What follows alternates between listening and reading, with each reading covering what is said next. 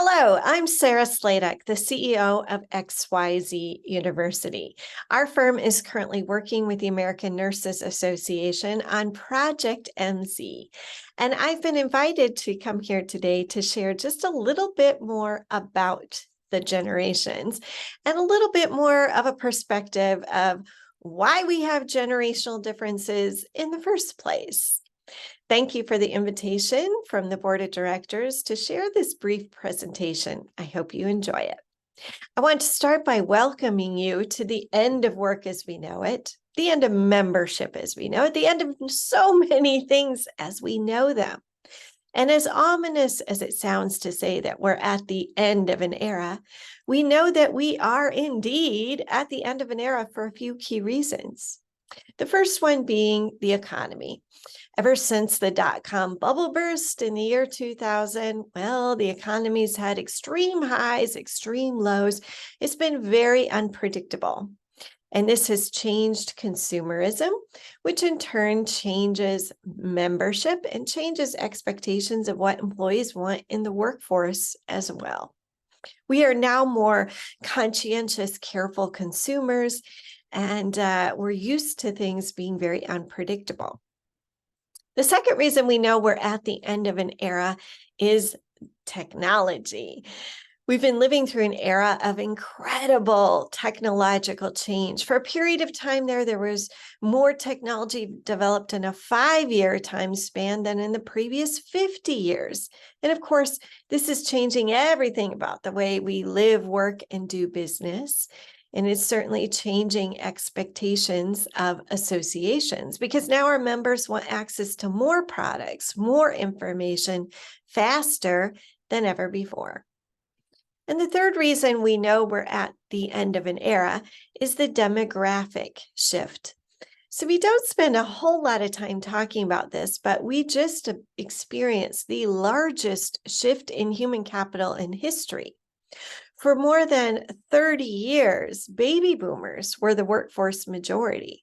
But at the end of 2015, millennials became the workforce majority. And for the first time in a really long time, our workforce is now trending younger instead of older. And this is introducing all kinds of change. But add in things like a global pandemic, add in rising awareness of social iniquities and calls for change, as well as outbreaks of war in various countries, as well as just civil wars, people being more disgruntled and divisive on a variety of stances. Well, that means that our association and our workplaces need to be mindful of change. And need to be mindful that we're talking about change in some very different ways, unlike any other time in history. There are currently 4 generations in the workplace, and generations have become a thing. We're talking a lot more about generations simply because change is happening more often than ever, than at any other time in history. When we're talking about generations, we're not talking about every single person having the exact same traits that were born within that generation. Rather, we're really talking about social change. We're talking about markers within society which define a generation because they're so monumental that they forever changed the trajectory of our society and for the generations born since that time. For example, baby boomers. Baby boomers were born at the end of World War II. History would change after that marker. Gen X was born at the beginning of the civil rights movement. That would change the trajectory of society going forward. Millennials, also known as Generation Y, were born at the beginning of the arrival of the personal and portable computers. The digital era, that too would change life as we knew it. And for Generation Z, well, they were born at the beginning of the dot-com era. And so each of these markers have uniquely defined the generations that followed. And they're changing our needs, interests, and expectations according to generations as well. So baby boomers at the time were the largest generation in history when they were born, 1946 to 64. That isn't the case anymore. The millennial generation is now the largest generation. But what do we know about boomers? Well, you're looking at the typical grade school picture of the boomer generation, and notice how everyone kind of looks the same. Everyone has similar haircuts, and everyone has similar outfits. Everyone's wearing dark shoes. I'll get back to that in just a moment. But boomers are raised to follow a very similar life and career path as the generation that came before them and the generation that came before them, in that you would go to school, get a job, get married, have children, in that order I might add. Everyone watched fairly family-friendly programming together on television, and you would get a job and you would work in that job, sometimes for the same company, until you retired. This was the typical life path that young boomers were raised with. But then, boom, we saw a huge wave of change, and Generation X is born. Xers are called X because they are born at the crossroads of cultural and social change. Well, what kind of change? One of the best visuals well, obviously, civil rights movement, as I mentioned earlier, that and the women's rights movements, that marked monumental change going forward.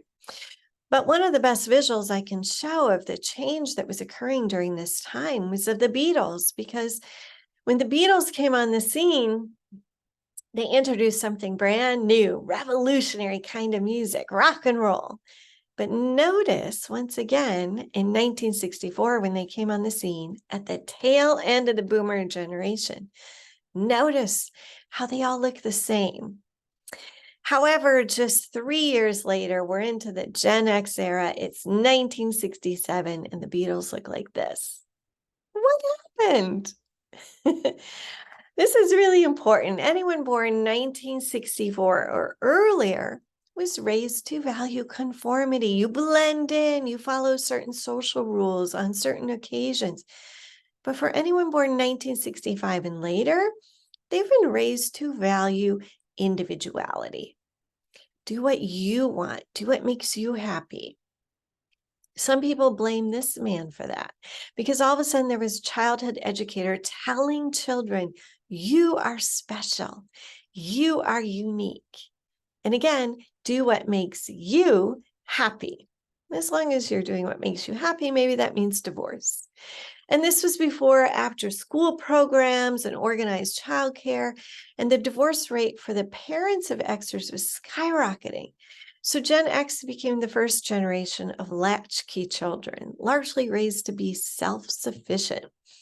The 1970s introduced, well, we're going on 50 years of massive layoffs, downsizing, mergers.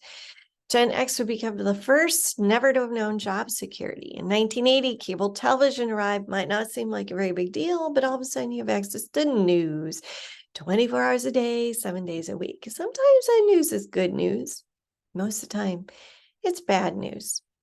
So now we have a generation being raised on all this increased access to information and media, and they're seeing the nation's leaders lie and fail to deliver on their promises.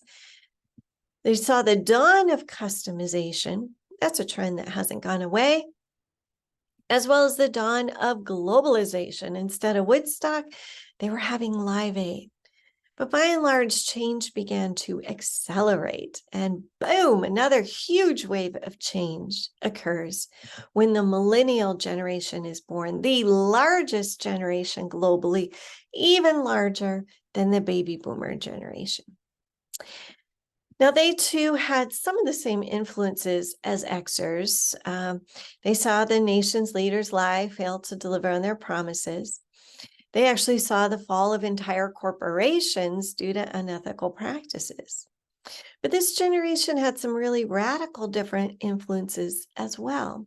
A lot of violence close to home, from school shootings to September 11. So the pendulum shifted from really hands-off parenting with Xers and boomers who just had to be home for dinner, to extreme hands-on, or what became known as helicopter parenting. Millennials are, in fact, the most protected, supervised, provided for generation in history. Think about car seats, bike helmets, never eating in a cafeteria that serves peanut butter. And many of them moved back home after college.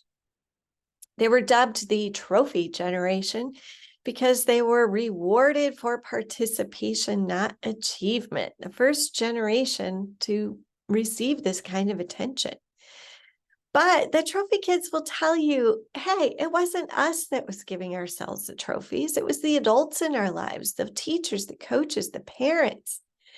And this really harkens back to the fact that parenting shifted in the 1990s, largely alongside technology.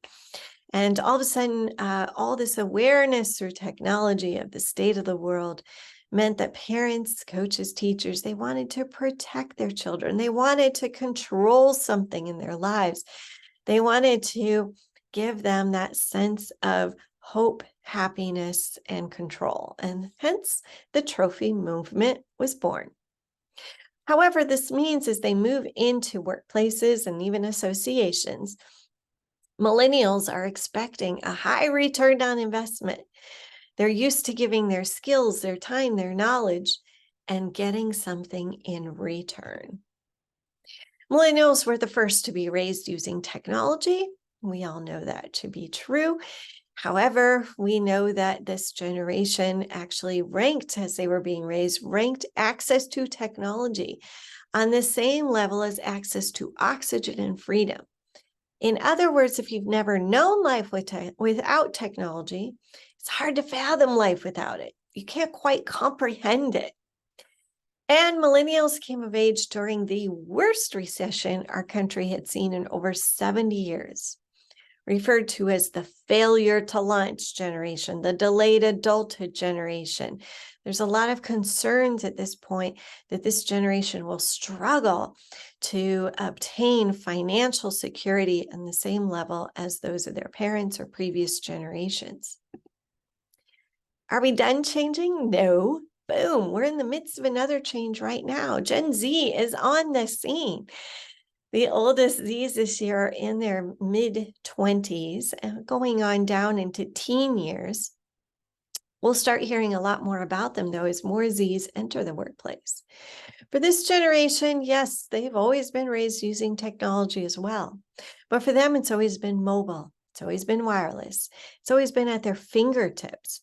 They've always had Google, the answer to every possible question. We're quickly shifting from a digital age with the millennials to a cyber age with Gen Z.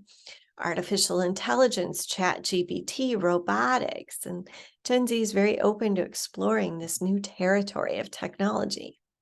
They currently gravitate towards social media and networks that are highly visual, highly instantaneous. In fact, there's now research to prove their brains have developed differently for Gen Z than any other generation, and that they obtain information and memories almost exclusively through photos and videos. They're high visual communicators and learners.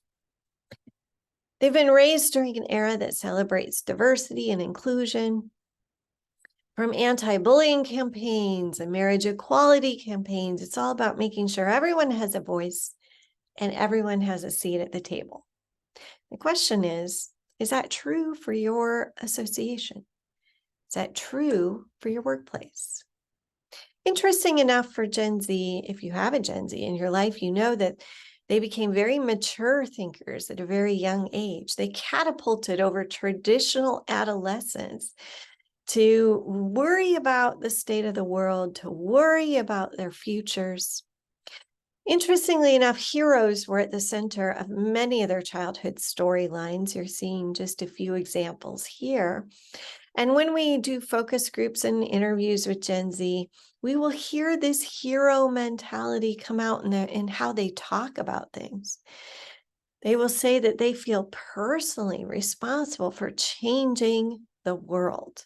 In fact, Here are some actual Gen Z heroes using their voices to advocate for change now. As we go back in history and we bring it up to present day, it kind of feels like the world is flipped upside down, right? It feels like everything that was known is now new or different. It feels chaotic. It feels out of control.